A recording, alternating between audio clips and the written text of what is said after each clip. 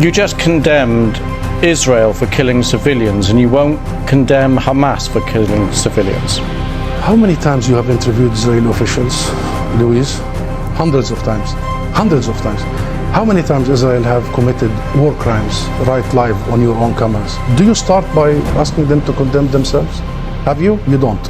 You don't. No, I'll answer that question. You don't. You know why I refuse to answer this question? Because I refuse the premise of it. Because at the very heart of it is misrepresentation of the whole thing. Because it's the Palestinians that are always expected to condemn themselves. I mean, come on, this is a political conflict. We have been denied our rights for a long time. So this is the wrong starting point.